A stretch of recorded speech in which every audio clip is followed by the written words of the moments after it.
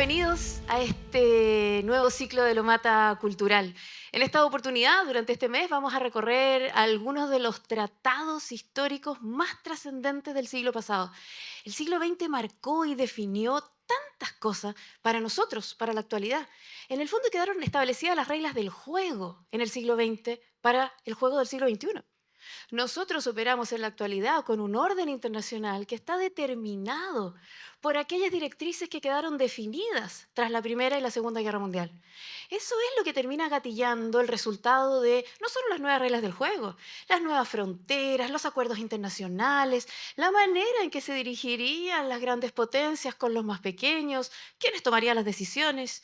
Todas aquellas fueron algunas de las resoluciones adoptadas en estos importantísimos tratados que veremos a lo largo de todo el ciclo. En la clase de hoy no vamos a hablar de las guerras mundiales. Bueno, un poco.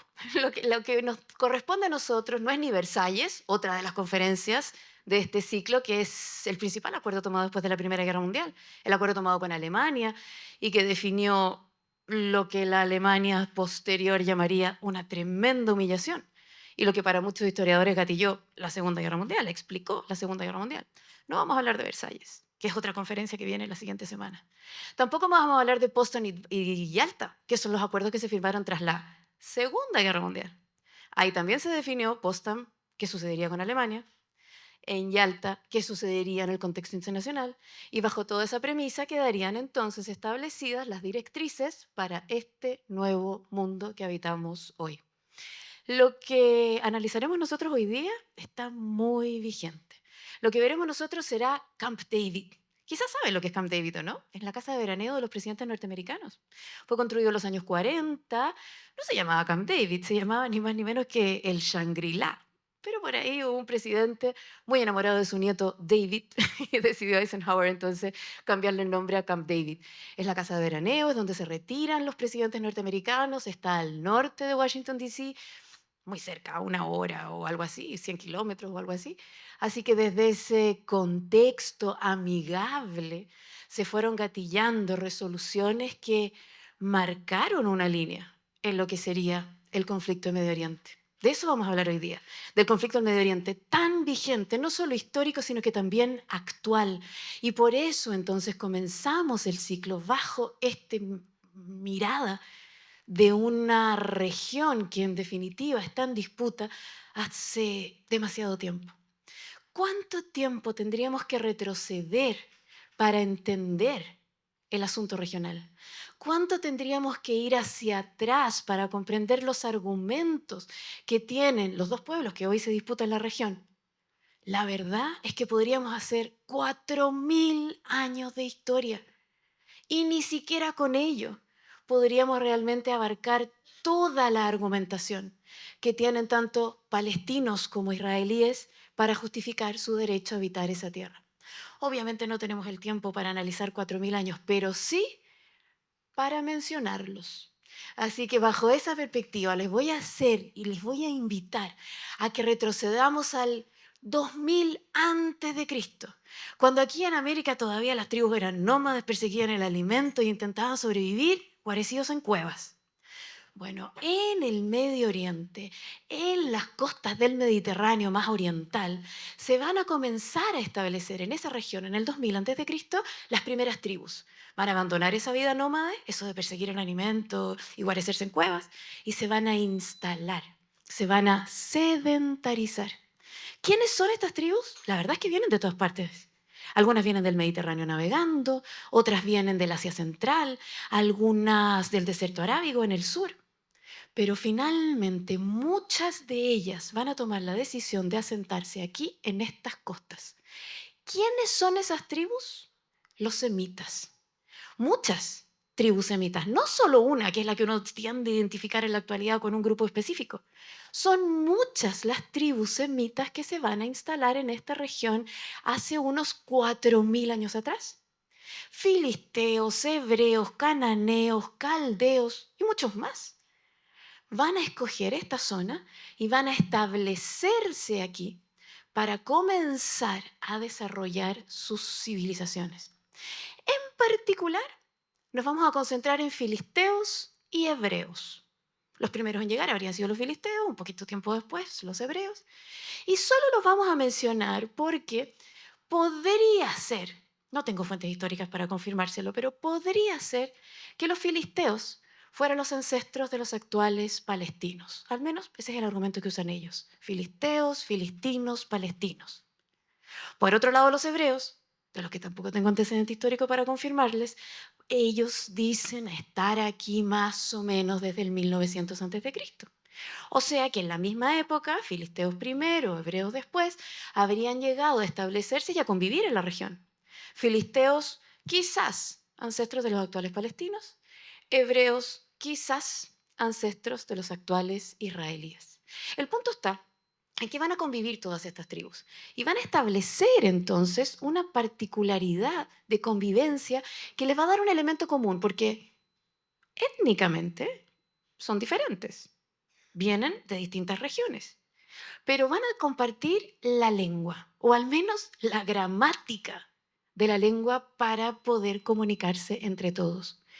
Así que con aquello, lo que va a suceder es que los semitas van a tener en común, más que la raza, el lenguaje. Tienen una estructura gramatical trilítera, de la que no me atrevería a explicarles porque mi gramática, si bien es buena, no es lo suficientemente buena como para explicar que en el fondo tratan de sílabas de tres consonantes, así van conformando la lengua. Y son varias las lenguas semitas. No crean que una sola o lo que uno tiene identificado con semita en el día de hoy. Entonces, bajo esa premisa, efectivamente van a tener el elemento común para convivir.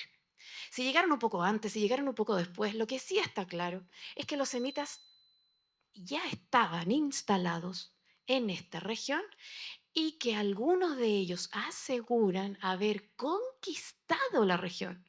No en el 2000 a.C., pero en el 1000 a.C. Relata la tribu hebrea que ellos establecieron aquí el reino de Israel, por ahí por el 1000 a.C., con el rey David, con el rey Salomón, y van a definir entonces en la perspectiva de la conquista el control de la región.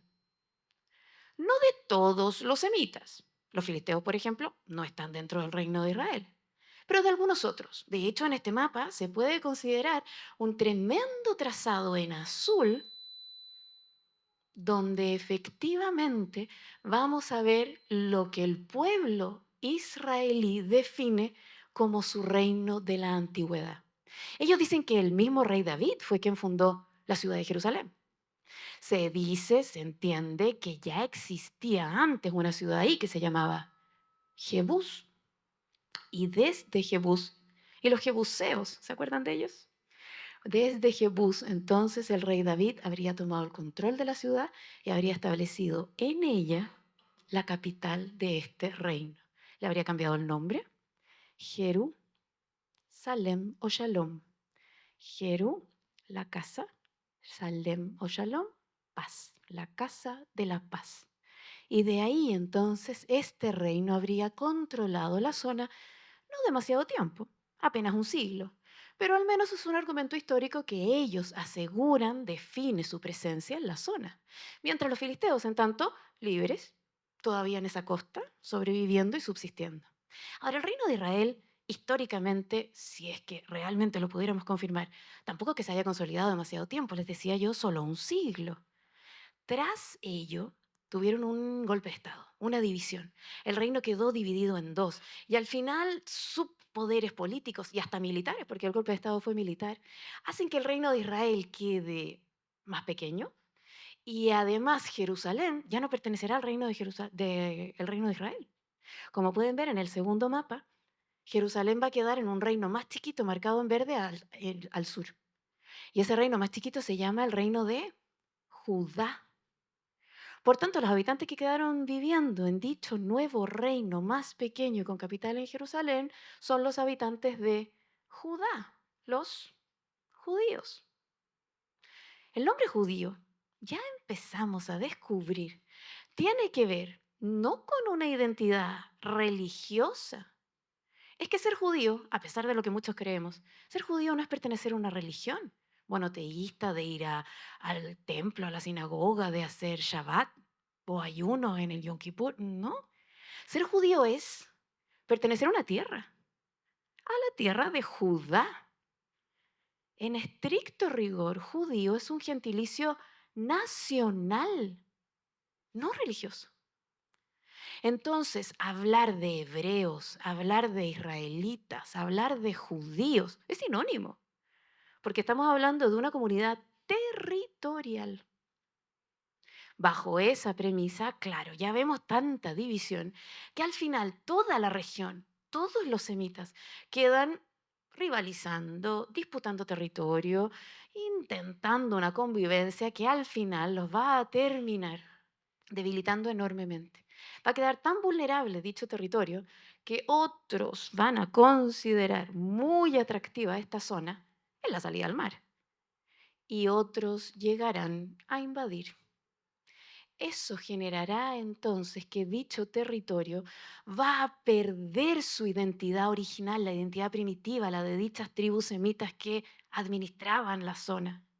A partir de ahora serán los invasores, todos extranjeros, los que impongan su dominio en esta región. Entonces ya no es la historia de los filisteos o de los hebreos o de los cananeos, no. Ahora la historia del imperio asirio y después del imperio babilónico y después de los persas y después de Alejandro Magno y los griegos y después de los romanos y árabes y turcos. Todos ellos van a conquistar. Ninguno es local, todos vienen de fuera. Todos consideran la zona muy atractiva porque justamente es el acceso al Mediterráneo. Y todos convertirán, como pueden ver en estos mapas de imperiales, todos convertirán a la región en parte de su propio imperio. Así que se van a imponer las características de los asirios. Y cuando ellos se vayan, se van a imponer las características de los babilónicos. Y así, como todas las conquistas de la antigüedad, así era la antigüedad. Venía el dominador, bueno, quizá también la actualidad. Venía el conquistador, venía el dominador e imponía su modelo. Así fue con los asirios. Aparecieron por aquí, tomaron el control, son los primeros.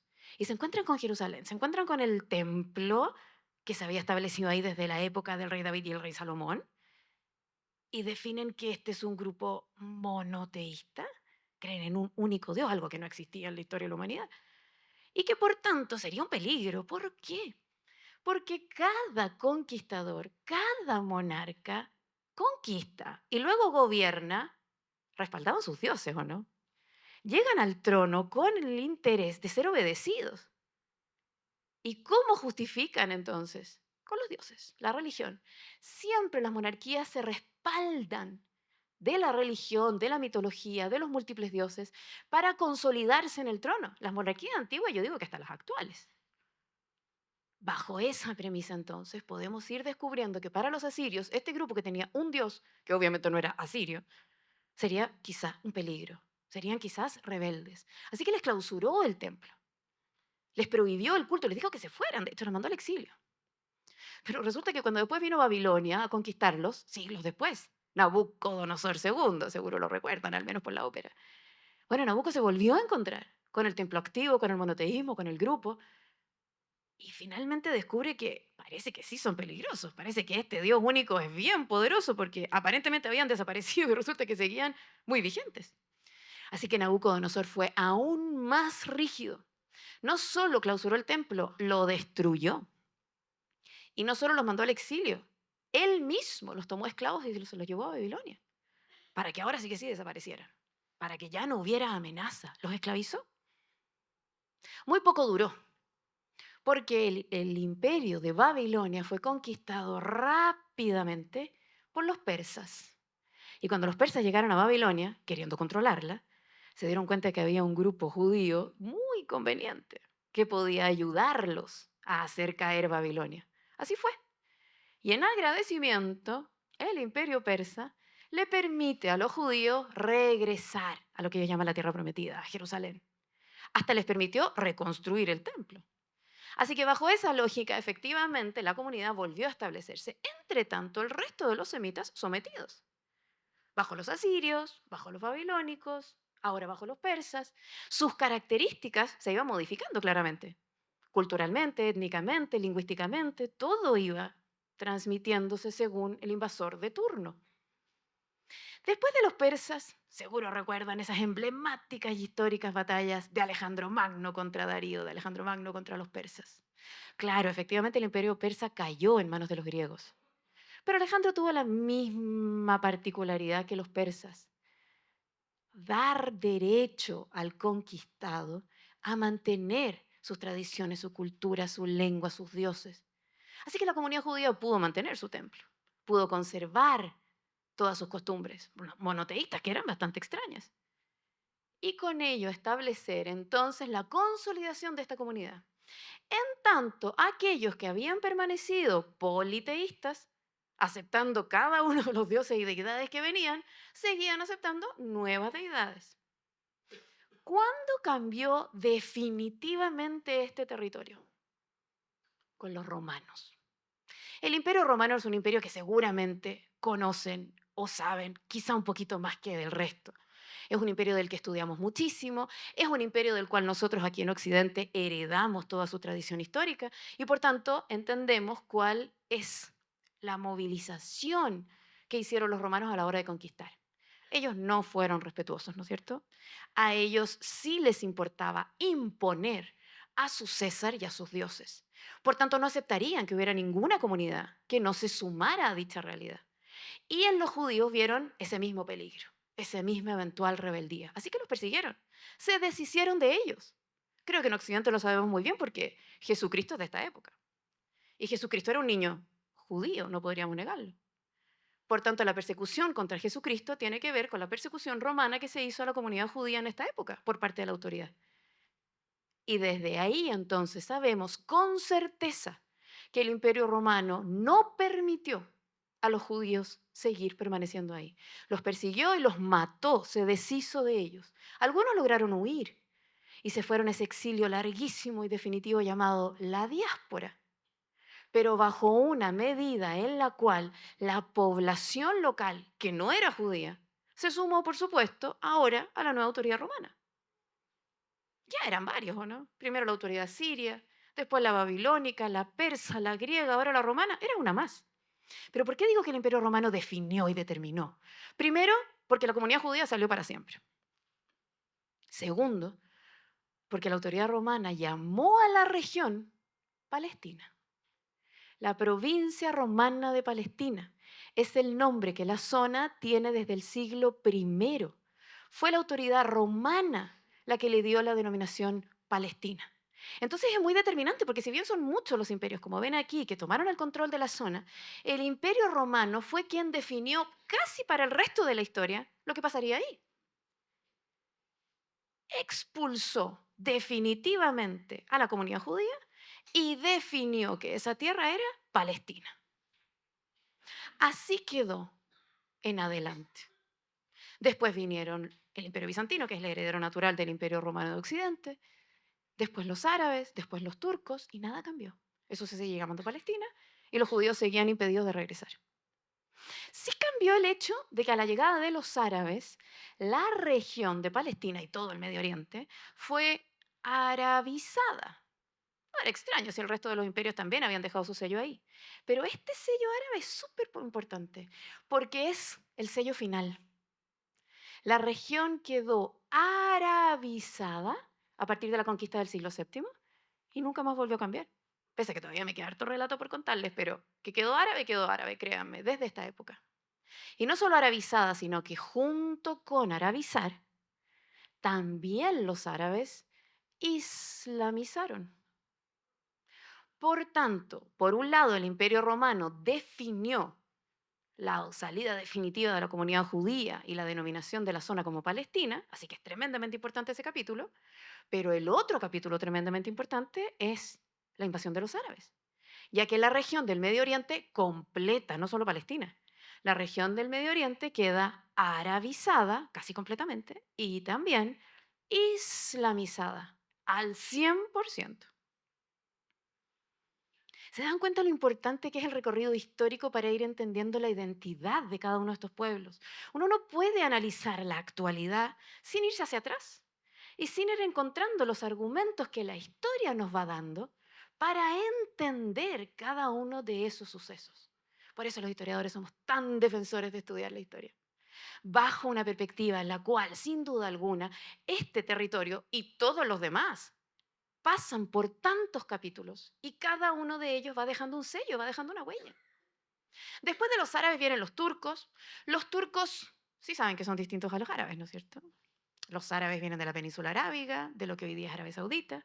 Los turcos, en cambio, vienen del Asia Central, de la región túrquica, donde están los países túrquicos. Kirguistán, Turkmenistán, Kirguistán. Así que ya saben que turcos y árabes son distintos, aunque nosotros tendemos a confundirlos aquí en América Latina.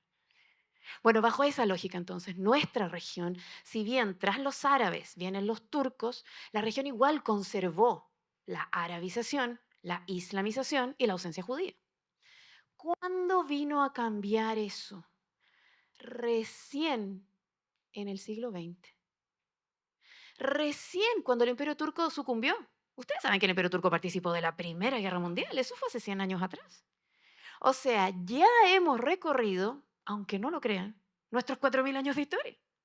Ya hemos visto lo sucedido en la zona hasta el último de los imperios, el turco, que sucumbe en la Primera Guerra Mundial y desaparece. Casi todos los imperios desaparecieron tras la Primera Guerra. ¿Qué vino entonces? Un nuevo dominador. La historia todavía no terminaba de cambiar. Quienes ganaron la Primera Guerra Mundial, principalmente británicos y franceses, se repartieron parte del Medio Oriente. Claro, el Imperio Turco perdió, era de los derrotados, los franceses y británicos eran de los victoriosos. Tomaron el control de los territorios derrotados y dijeron o definieron una división. Esa división que yo siempre digo que la hicieron a regla y lápiz. Tomaron un mapa, vieron los territorios que quedaban ahora libres y se los repartieron a regla y lápiz. Entonces definieron los pedazos que cada uno quedaría. Pedazos llamados Siria, Palestina, el Líbano, Transjordania, Irak, que sus fronteras son con regla y lápiz, ¿se han fijado? El mapa efectivamente no tiene fronteras naturales, cordilleras, ríos, valles, no, tiene una regla que cruzó estas zonas para la repartición que británicos y franceses harían tras la Primera Guerra Mundial. Y en particular la zona de Palestina quedó para los británicos, el Protectorado Británico de Palestina. ¿Por qué les digo que aquí recién empieza a cambiar nuestra historia? Porque los británicos también tuvieron ayuda judía para ganar esa guerra. Lo mismo que había pasado, ¿se acuerdan? Con los persas y Babilonia y demás. Bueno, también sucedió que los judíos colaboraron con el triunfo británico de la Primera Guerra Mundial. Así que tuvieron a cambio una autorización británica para regresar a la tierra prometida. ¿Se imaginan? Desde el siglo primero lo tenían prohibido. El Imperio Romano en el siglo primero había impedido que ni un solo judío permaneciera ahí. Y los imperios siguientes siguieron con la prohibición. Recién en el siglo XX, tras la Primera Guerra Mundial, los judíos pudieron regresar. Del siglo primero y al siglo XX, esperando el regreso. El próximo año en Jerusalén. Es lo que dice el brindis de la comunidad judía. Cuando tocan las copas, en vez de decir salud, el próximo año en Jerusalén. Claro, porque esperaron esos 20 siglos. Bajo esa lógica, entonces, comienza el regreso. La autoridad británica abre los puertos, permite que la comunidad judía, después de 20 siglos, vuelva a instalarse. Por supuesto lo hacen, pero la comunidad palestina empieza a ver la llegada de esta población extranjera. Eso se llamaba Palestina desde el siglo primero, la población palestina vivía ahí desde el siglo primero. ¿Quién era esta población extranjera que la autoridad británica extranjera autorizaba a ingresar? No fue fácil. El protectorado británico de Palestina empezó a vivir una escalada de conflictos entre la población palestina local y la comunidad judía que comenzaba a llegar, y masivamente. Lo que terminó generando, al final del día, enfrentamientos de violencia, atentados, muerte, asesinatos. La autoridad británica no pudo controlar ni manejar la situación. Medio se le escapó de las manos. ¿Qué hacer ahora que la autorización estaba, que la población judía había llegado, pero que la población palestina local no aceptaba? Finalmente, fue tan difícil la situación interna que los británicos tomaron la decisión de no dar más permisos, cerrar los puertos otra vez. Los judíos que ya habían llegado, no los iban a expulsar, pero ya no podían llegar nuevos judíos. ¿Cuándo tomó esa decisión la autoridad británica? En 1939, que quizás les suena porque es el año en que inició la Segunda Guerra Mundial y toda la cuestión judía que conocemos de la Segunda Guerra Mundial. La población judía europea que intentaba huir no podía llegar aquí. Los puertos ya estaban cerrados, lo que generó aún más dificultades en el asunto. O sea, cuando terminó la Segunda Guerra Mundial y los británicos tenían este tremendo conflicto territorial en Palestina, la decisión fue que los británicos se vayan. Ciertamente que terminada la Segunda Guerra Mundial, la decisión global fue que terminaran la existencia de los imperios. Si bien era común en el siglo XIX y cuando empezamos el siglo XX también, lo más común eran los imperios, ahora que terminaban las guerras mundiales, parecía que el modelo de imperio tenía que estar acabado, quedaba obsoleto. Y viene entonces la propuesta de la descolonización, que aquellos imperios que aún tenían colonias se retiraran. Y comienzan los procesos de retirada, como por ejemplo el de los británicos de aquí del protectorado palestino británico. Les ponen fecha. La ONU define que los británicos tienen que estar fuera del ahora ex protectorado británico de Palestina el 15 de mayo de 1948. Les pone fecha. Pero entonces, ¿quién queda en el territorio? ¿Quién gobierna la zona? ¿Quién administrará? ¿Quién quedará a cargo? Y la ONU comienza un muy complejo proceso para tomar la decisión de qué sucedería, uy, voy a usar una palabra súper actual, qué sucedería el día después. No quiero entrar en actualidad porque sería una polémica, pero sí saben que el conflicto actual en esa misma región está intentando que todo se detenga para empezar a hablar del día después. Bueno, la ONU empieza a definir cómo será una vez que los británicos no estén. Y al final, después de muchas deliberaciones, viajes a la región, intentos de solución y de negociaciones, la ONU toma la decisión de que el territorio será repartido. Una parte será entregada a los palestinos y otra parte será entregada a los judíos. Las partes las dibujó la ONU y quedaron un poco extrañas. Son el mapa inferior. Abajo la zona naranja para los judíos y la zona morada, fucsia, para los palestinos. Era un mapa extraño, sinuoso, complejo. Aparentemente se definía según la mayoría poblacional que había en cada zona. Entonces por eso la ONU distinguía cuál sería la zona de cada uno. Pero no calza mucho las cifras porque en ese entonces, en cifras redondas, porque la verdad es que las cifras son distintas, pero en cifras redondas en ese entonces había 1 millón de palestinos y medio millón de judíos, como para redondear. O sea, del 1,5 millones total de población, un tercio, 500.000, eran judíos, 2 tercios, 1 millón, era palestino. O sea, 2 tercios, un tercio, podríamos pensar, 66% del territorio para los palestinos y el otro tercio para los judíos. Pero no fue así, no le dieron el 66% a los palestinos. Ni siquiera le dieron la mitad a los palestinos. A los palestinos la ONU les otorgó el 48%. Entonces no se explica ni se entiende. Y eso generó finalmente una reacción inmediata. Porque ese mapa, la ONU lo mostró apenas 5 meses antes de que los británicos se fueran. ¿Se acuerdan que les había puesto fecha? 15 de mayo de 1948. Y ese mapa fue del 27 de noviembre, del 29 de noviembre de 1947. 5 meses antes, 5 meses y medio antes. ¿Cómo se iba a resolver? Bueno, los judíos sí resolvieron su parte.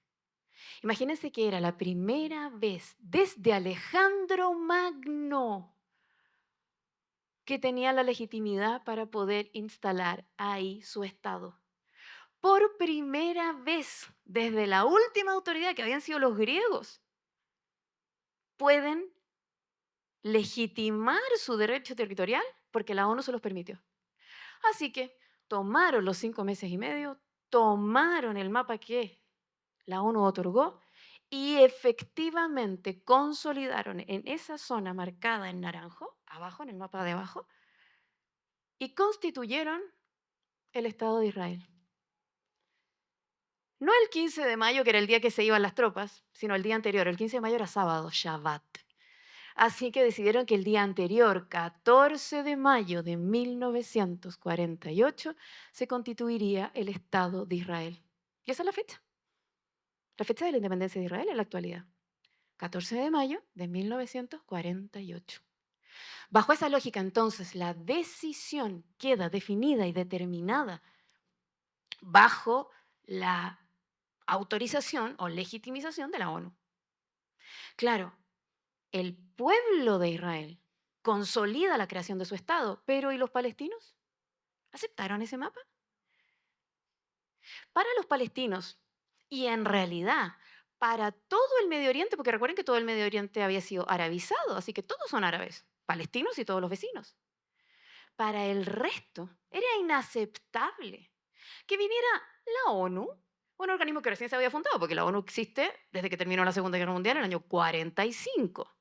Y esta decisión fue el año 47. O sea, un organismo internacional recién creado que venía a decir desde sus oficinas en Europa que parte de Palestina ya no era Palestina, que ahora sería el Estado de Israel. Entonces los palestinos no lo aceptaron, los árabes no lo aceptaron, el Medio Oriente no lo aceptó, algunos siguen sin aceptarlo. ¿Y cómo manifestaron la no aceptación? Primero, no crearon el Estado de Palestina en el pequeño pedazo que les había dejado la ONU, porque hubiera sido reconocer la autoridad de la ONU. ¿Qué pasó entonces? Esa misma noche de esta fotografía inició la primera de muchas guerras que los árabes del Medio Oriente hicieron contra Israel. Son múltiples las guerras en las cuales se intentó acabar, terminar con la presencia de Israel en el mapa, bajo la premisa que definiría que ellos no iban a aceptar la autoridad de la ONU y por tanto no iban a reconocer la existencia del Estado de Israel, que como les digo, muchos aún no lo reconocen. Así que son muchas las guerras, 5 ven aquí, que van a intentar, en palabras muy sencillas, sacar a Israel de ese mapa. Las 5 guerras fueron ganadas por Israel. Si bien la primera, en un comienzo, los árabes muy organizados, Israel recién existía hace un par de horas, al comienzo de la guerra es verdad, Israel estaba a punto de caer derrotado, ya a punto de caerse al mar, como se ve en ese mapa. Pero la guerra se alargó. Empezaron a pasar los meses y la guerra continuaba. Entonces, en el tiempo que se alargaba y los meses avanzaban, comenzaban a llegar refuerzos, perdón, judíos de todas partes del mundo. Empiezan a llegar judíos hasta de Chile. Lo que finalmente fortalece la posición israelí y termina permitiéndoles la victoria. Ellos, tras ganar, llaman a esto la guerra de la independencia. Claro, es el día que ellos convocan como la independencia, su inicio. Pero los palestinos llaman a esto la catástrofe, al Nakba, porque no solo perdieron, sino que además perdieron un montón de territorios de los que originalmente les había dado la ONU, ya era más chico, porque Israel no solo había ganado, sino que además había avanzado territorialmente. Y a los palestinos le quedaba aún menos de lo que la ONU les había otorgado. Quedaba solamente la franja de Gaza, que tanto escuchamos en la actualidad, y Cisjordania. Todo lo demás ocupado por Israel tras su victoria.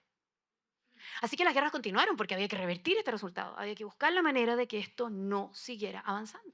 Sin embargo, cada guerra que venía era una nueva victoria para Israel. Y al final del día, en cada guerra, no en cada, en casi todas las guerras, Israel no solo ganaba, sino que además aumentaba territorios con sus victorias. Así eran las guerras antes, ¿se acuerdan? Quien ganaba la guerra se quedaba con el territorio del enemigo vencido.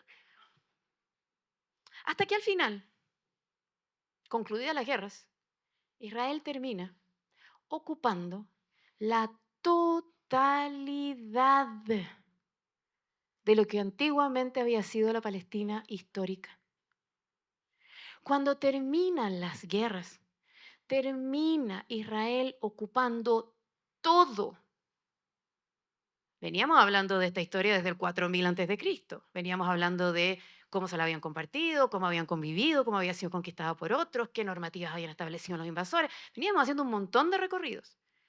Pero ahora que ya llegamos al siglo XX, a la segunda mitad del siglo XX, las guerras llevaron a una victoria israelí que terminó con la ocupación total de lo que hemos recorrido históricamente en toda la clase de hoy, la Palestina antigua. Esa es la situación que internacionalmente reconocen para la zona en la actualidad. No gusta, se han intentado hacer cambios, pero desde la lógica de las guerras, todas ganadas por Israel, termina siendo Israel quien ocupa todo. Se intentaron cambiar las reglas del juego porque con la ocupación los palestinos se quedaron sin tierra, o sea, sin la posibilidad de establecer un Estado. Para tener un Estado, para consolidar un Estado, para fundar un Estado, se necesita una nación, un pueblo y un territorio. Y por más que exista una nación, si no tiene territorio, no hay Estado.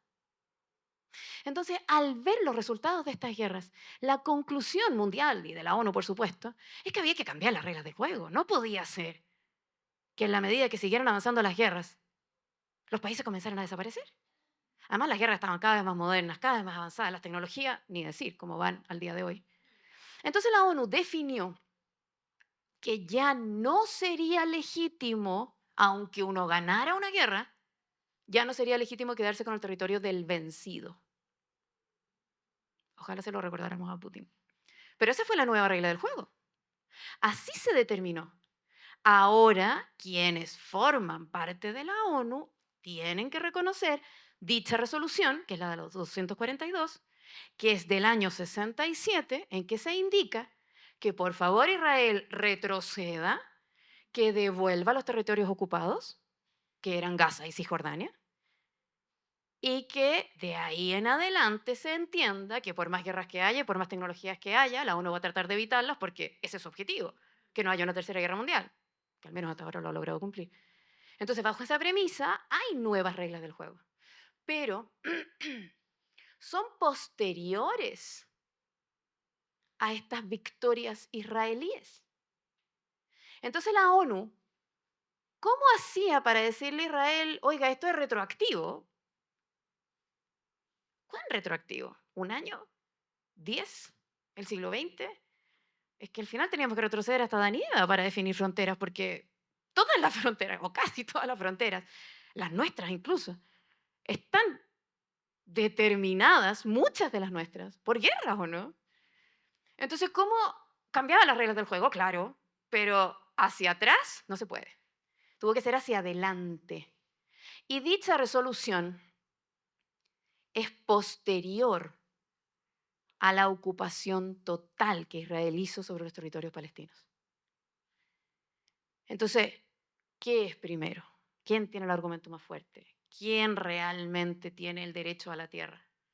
Es lo que actualmente Israel y el pueblo palestino intentan defender. Ahora, las 5 guerras que Israel ganó fueron lideradas por Egipto. Y por tanto, Egipto también perdió tierra. El tremendo Sinaí, toda la península del Sinaí, ni siquiera alcanza a aparecer completa en ese mapa. Eso es egipcio. Y lo había perdido en las guerras. Siria también había perdido las alturas del Golán, que aparecen ahí, además de Gaza y Cisjordania que los palestinos habían perdido. Entonces, al final, terminan las 5 guerras. Ninguna consigue una victoria árabe. Se ponen de acuerdo muchos de los vecinos y, por supuesto, la causa palestina para intentar efectivamente defender los derechos de esos territorios, pero al final no se consigue más que solo derrotas. Entonces, terminadas estas 5 guerras, Egipto, que de hecho recién había cambiado de presidente, va a empezar una táctica distinta. Militarmente había intentado vencerlos para recuperar el Sinaí, pero claramente a Israel no se le podía ganar, o al menos no se lo había logrado ganar en esas guerras. Así que cambia de técnica y decide acercar posiciones con Israel, buscar la manera de recuperar el Sinaí, pero ya no militarmente, dialogar. Eso es de lo que venimos a hablar el día de hoy, Camp David, el diálogo entre Egipto e Israel. El interés que tenía Egipto a la hora de recuperar un territorio que llevaba varias guerras perdido. Y ahí empezamos a observar, esto ya en los años 70, la última de las guerras fue el 73, Yom Kippur. Y ahí comenzamos a observar este cambio de postura. Ese mismo año 73, justo coincidentemente, y algunos a lo mejor pudieron leer entre líneas en aquel momento, ese mismo año 73, Egipto decidió abrir relaciones diplomáticas con Estados Unidos. No tenía. Egipto había sido un reino que luego había vivido un golpe de Estado militar y se había convertido en una república militar con Nasser, a quien seguro recuerdan. Nasser había tenido mayor cercanía con la Unión Soviética. Pero ahora, en 1973, Nasser ya había fallecido el año 70, era al-Sadat su sucesor. Y ahí, entre líneas, quizá entre gallos de medianoche, no sé si habrá sido titular muy importante, Egipto abre relaciones diplomáticas con Estados Unidos, alejándose de dicha cercanía con los soviéticos. Y ahí comienzan a moverse algunas redes, la gran mayoría secretas, en las cuales comenzamos, hoy que ha pasado muchísimo tiempo y ya podemos verlo desde la perspectiva histórica, que finalmente redes secretas que se movilizaron para lograr un acuerdo de paz definitivo. Eso es Camp David. El primer paso lo da Egipto, que acepta una invitación a una visita de Estado a Jerusalén, su enemigo principal. Noviembre de 1977, al-Sadat, presidente de Egipto, aparece en visita de Estado en Jerusalén, Israel. Tácitamente con eso ya reconocía la existencia del Estado de Israel. Ya empezábamos a entender aquello. Estados Unidos hace rato que venía buscando conciliar y resolver, terminar con los conflictos de la región del Medio Oriente. Jimmy Carter gobernaba ahí. No sé por qué a los presidentes norteamericanos los tratamos por el sobrenombre. James Carter, pero todos lo llamamos Jimmy, no sé por qué. Jimmy Carter gobernaba desde el año 76. La visita a esta curiosa Jerusalén había sido el año 77. La verdad es que Carter llevaba desde que asumió intentando conciliar acuerdos. Y cuando ve esto, probablemente, termina haciendo una invitación que parece que fue imposible de desechar. Jimmy Carter invita tanto al presidente egipcio, Anwar al-Sadat, como al primer ministro de Israel, Menachem Begin, en ese minuto. En realidad recién había cambiado, porque no sé si lo saben, pero las crisis políticas de Israel son constantes. Sus mandatos duran muy poquito. Casi ningún primer ministro logra realmente cumplir su mandato. Así que constantemente está cayendo el Parlamento y hay que hacer elecciones nuevas. Eso es algo de todos los días en Israel. Y el año 77, una vez más, había habido una crisis. Y bajo esa lógica, en realidad, Menachem Begin había llegado al poder del partido de derecha. Rápidamente había generado esta invitación a finales del año 77. Estaba Begin en Israel, estaba al-Sadat en Egipto, estaba Carter en Estados Unidos. Y la invitación fue aceptada. Carter invita secretamente a Begin a Camp David y a al-Sadat a Camp David.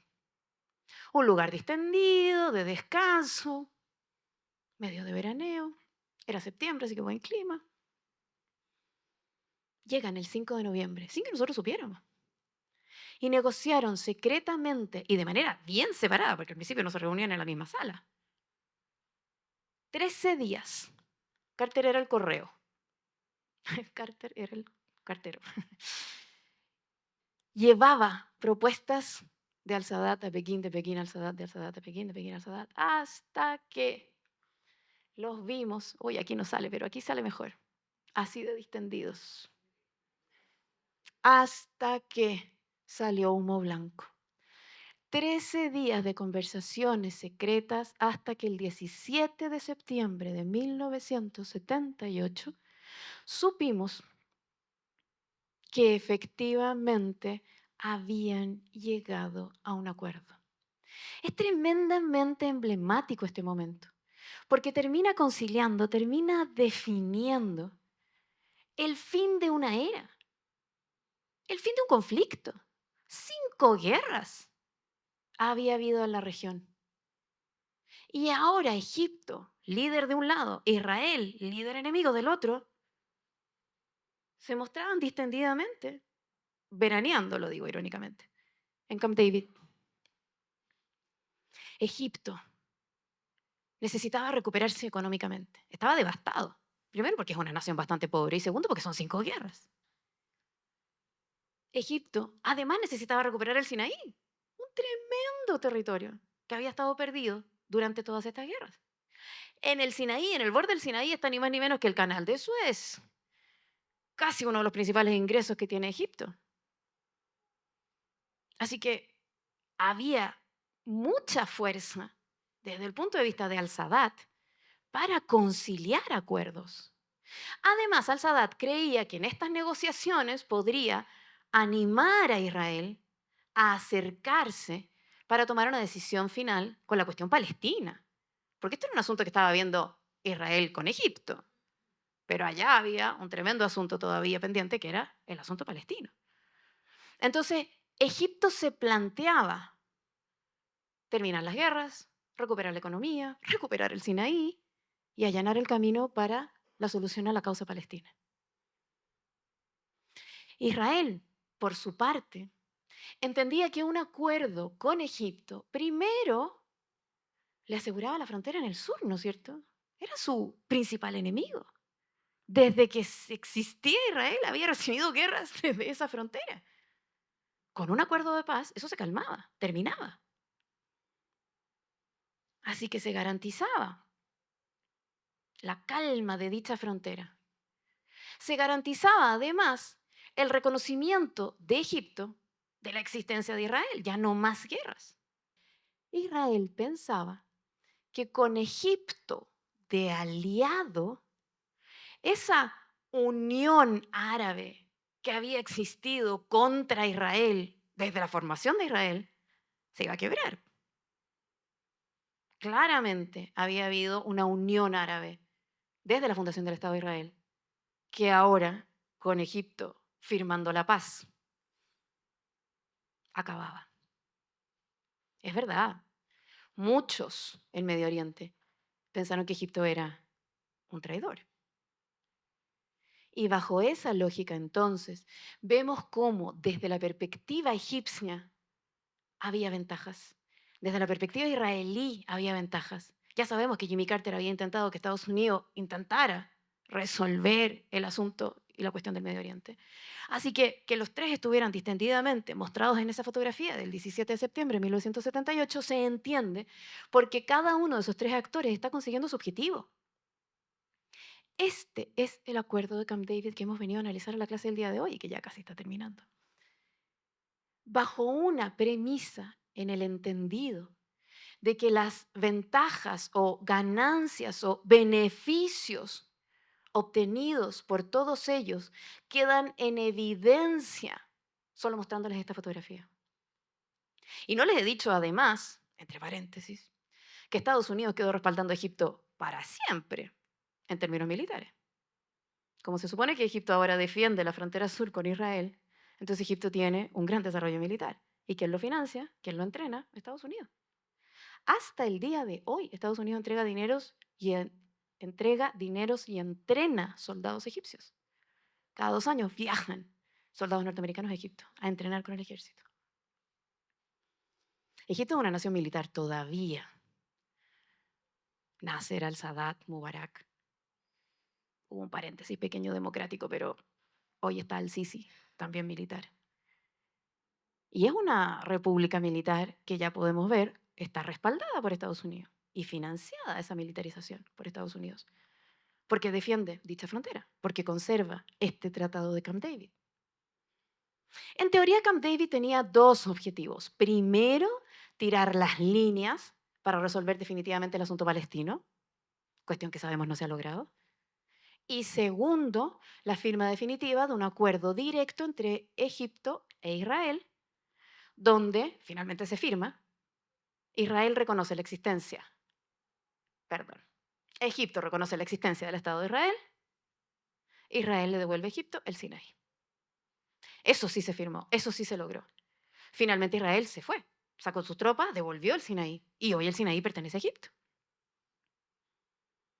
Así que el acuerdo de Camp David, podemos ver, sellar y concluir, trata en definitiva de conciliar posiciones que terminan cambiando en adelante la situación del Medio Oriente. Lo que termina sucediendo aquí es que el conflicto de Medio Oriente termina. Parece un poco radical lo que estoy diciendo y en realidad lo es. Maticémoslo. El conflicto de Medio Oriente, los árabes de Medio Oriente contra Israel, termina. Nunca más habrá una guerra. Hasta ahora, no sé qué viene mañana, pero hasta ahora no ha habido nuevas guerras. Por tanto, efectivamente Israel queda en una región, vecindario, un poco más amigable luego del respaldo que Egipto a partir del año 78 muestra oficialmente.